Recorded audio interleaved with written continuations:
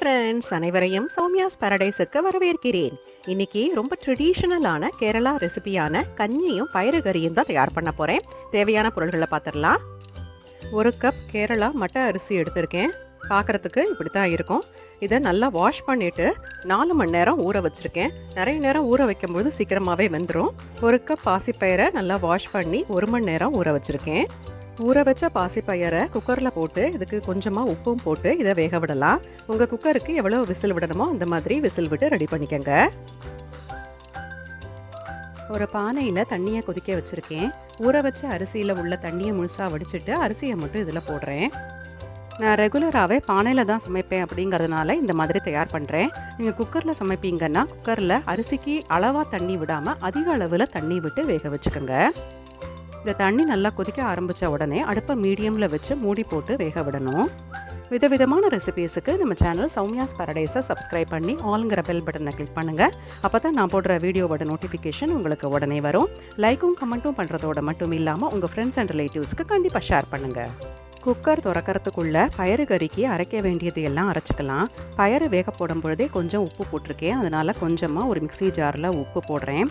தேவையான அளவு புளி, காரத்துக்கு தேவையான அளவு பச்சை மிளகாய், இஞ்சி, ஒரு பெரிய வெங்காயத்தை தோல் சீவி நறுக்கி வச்சதையும் போட்டு மிக்ஸியை ஒரு ஓட்டிட்டு அரை மூடி துருவின தேங்காயும் போட்டு கொஞ்சம் தண்ணி விட்டு இந்த மாதிரி கொஞ்சம் கரகரப்பாக அரைச்சிக்கணும்.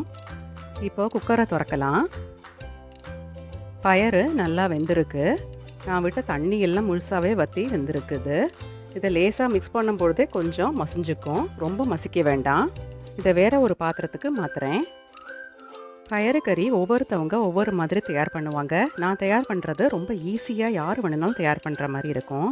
இதோட அரைச்ச தேங்காய் விழுத சேர்க்குறேன். கொஞ்சம் தண்ணியை மிக்ஸி ஜாரில் விட்டு அலம்பி விட்டு இதை நல்லா மிக்ஸ் பண்ணி ஒரு கொதி விடணும்.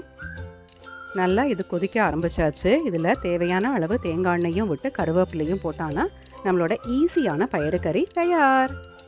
இப்போ அரிசி வெந்தாச்சான்னு பார்க்கலாம். ஊறின அரிசி அப்படிங்கிறதுனால பானையில் வச்சு தயார் பண்ணினாலும் இது சீக்கிரமாகவே வெந்துடும். நல்லா கொதிக்கிற தண்ணியில் அரிசியை போட்டதுலேருந்து இப்போ இது வேகிறதுக்கு எனக்கு 20 நிமிஷம் எடுத்துருக்கு. இந்த பாருங்கள், அரிசி நல்லாவே வெந்தாச்சு. சிலர் இந்த ஸ்டேஜில் இதில் உப்பு போட்டு மிக்ஸ் பண்ணுவாங்க. ஆனால் எங்கள் வீட்டில் சாப்பிடும் பொழுது உப்பு போட்டுக்கிறது தான் பழக்கம். அதனால் இதில் ஆட் பண்ணலை. இப்போ அடுப்பை ஆஃப் பண்ணுறேன். பாரம்பரியமான கேரளா ரெசிபியான கஞ்சியும் பயிறு கறியும் ஃபென்டாஸ்டிக்காக தயாராகியாச்சு. இதோட பப்படம் தொட்டு சாப்பிட்றதுக்கு அடிப்பொலியாக இருக்கும். இது பேச்சுலர்ஸ், பிகினர்ஸ், ஆஃபீஸ் கோயர்ஸ்ட்டு யார் வேணுனாலும் ரொம்ப ஈஸியாக தயார் பண்ணிடலாம். ரொம்ப ஹெல்த்தியான ரெசிபியும் கூட.